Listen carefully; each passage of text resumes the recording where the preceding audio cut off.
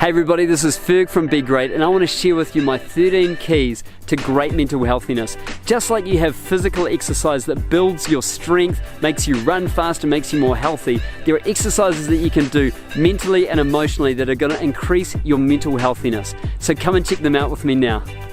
Physical exercise is excellent for your mental healthiness. When you do 20 minutes or more of exercise every day, it increases your blood flow, which puts more oxygen through your body and releasing chemicals that make you feel better about yourself.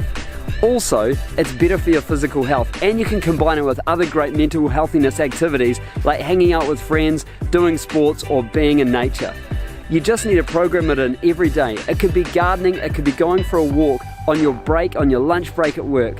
So get into some physical healthiness today. And number 2 great thing is giving. When you give a gift to someone else, or open the door, or give a compliment, or even give a smile, what you're doing is you're taking your focus off yourself and you're putting it on someone else. You're going, I can contribute to their happiness. And the great thing about that is that old saying, it's more blessed to give than to receive. Try it out. It actually does work. Number 3 is forgiveness. There's a great quote that says, forgiveness is like setting a prisoner free and then realizing that that prisoner was you. You may have had something really hard happen to you, but what it does is it holds you in the past instead of you being able to live your life in the future. And so forgiveness isn't saying that was okay, but it's saying I'm going to move on and I'm going to move into my future. So you may need to forgive every morning when you wake up. You might think of that person. It might just come up and you say, I forgive that person, I move on. Forgiveness, another great key for great mental healthiness. Look at this. This is crazy. Like, this is nature. Nature's amazing. Get outside wherever you are, even if you don't have like Mount Cook Aoraki in the background. Like, get outside. It's absolutely amazing. Go and sit in a tree. When was the last time you sat in a tree? Sit there and just be quiet and just listen to what's going on. Look at the fibers of the tree. Try and find some water and put your feet in the water. It's all really great for you.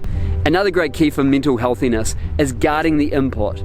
If you view your heart and your mind like a field where whatever you're inputting in is a seed that grows up into a big tree, then think about the things that you're listening to.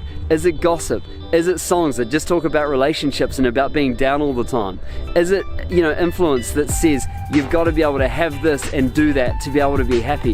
Whatever you're watching is planting seeds in your heart that's going to grow up into a fully formed tree. What will that tree look like when it grows up? So instead of getting bad input or input that can bring you down, look for input that's positive and uplifting. Look at TED Talks. There are great podcasts out there. Get friends who speak positively into you and manage your input. Another great pillar of mental healthiness is sleep. When you have great sleep, you feel like you're on top of the world, but when you have an awful sleep, you feel like the world was on top of you. Do you know that in World War I, the opposing sides with their troops in the trenches would send shells over at each other all day and all night just to keep them awake so that they could be so tired because they realized the demoralizing and depressing effect that it has on people. So, go to bed nice and early, have a great sleep, remove distractions, don't spend too long looking at Facebook before you go to sleep, and have a good one and you'll feel much better. Another great pillar of mental health is confession, and that is speaking things out, words over your life that you want to happen. And you want to write this down and you want to try and do this every day. So you want to do something like, hey, I am an intelligent person. I have got creative flair. I am disciplined. These don't even have to be things that you do. These are things that you can want to happen in your life. I am a giver. I have excellent health. I am happy. I'm a great planner. I have an excellent imagination. I love running 20 kilometers a day. Whatever the things are that you value about yourself and that you want to build into your character and into your life, write them down and speak them out, because when your mind hears it, your mind starts trying to create it. Another great pillar for great mental healthiness is community. Surround yourself with really good people. Look at the friends that you're hanging around with right now and think, do I feel better after I hang out with them, or do I feel worse? Look for people that are encouragers, that don't gossip about other people, that are extending themselves and challenging themselves. Look, if you don't have someone like that, it might just have to be you to be the catalyst. But if you can't find those kind of people through community, then start listening to podcasts and get great input. Plus, there are communities that you can find that have got great and uplifting people in them. The more time you spend around great people, the greater you will become. Do things that you love. What do you love doing? What gets you excited? What are the things that when you see pictures of, you're like, oh my goodness, that's amazing. Like, I love planes. Like when I see, a trailer for a plane movie, I'm like, oh my goodness, I'm so excited, I'm juiced up on it. And so this is the same thing for you. What gets you excited? What are the activities you love doing? I love being outside. I love doing, wakeboarding. I love going for a run. When I do these things, they make me feel happy. I love drawing. What are these things for you that when you do them will help you to feel so excited and encouraged?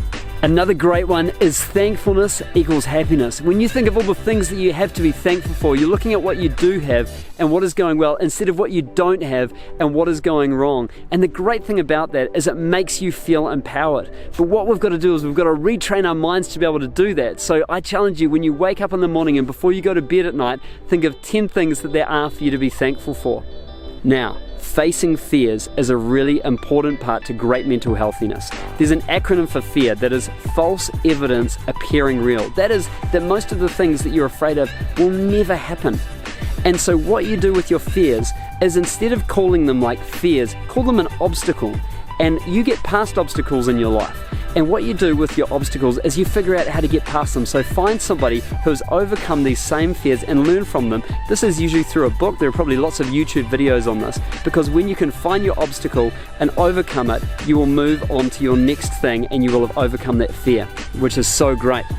Having future plans is really great for great mental healthiness. When you've got things to be able to look forward to, when you've planned, when you've dreamed and you've thought, that would be great if I could have that in my future, then what it does is it gives you hope. And if you're going through a tough time, you can think, well, I've got that to look forward to, I'm heading towards that. And the great news is that our minds are built to be able to plan and to imagine. Let's say you wanted to go for a cruise in the Mediterranean in the next 2 years. Well, you would need to save up $6.78 every day to be able to do that. And that's the next thing. As soon as you have a plan, then you can start putting that plan into action and start working towards that, which is another stage of motivation. So, what are you dreaming about in your future? What is getting you excited? Start imagining, dreaming, and planning today. And the last one is have a purpose or have a cause that's bigger than you. The great thing about a purpose or a cause is that when you have a tough time, you lose a game of sports, your favorite sports team loses, you don't get a promotion, something goes poorly for you, you can return to your purpose or your cause. And what is your purpose or your cause? Well, that's for you to decide. What can you do that is really meaningful in your life, that is going to help others or advance something that you really believe in? Go and talk to old people if you don't know and ask them, hey, what was important to you? What do you think about life? And stop and think, what is important to me? For me, it's my family. It's encouraging as many Kiwis as possible. It's about growing in my faith. So have a purpose, have a cause, and it's going to give you a great baseline to be able to jump up from. So those are my 13 keys of mental healthiness. If you start doing them just like physical exercise, you're going to start finding that your emotional and mental well-being is increasing. So what are the one or two that stood out for you? Think about them right now, and if you can start putting them into practice every day, I believe that you are going to have greater mental and emotional healthiness. Thanks, and be great.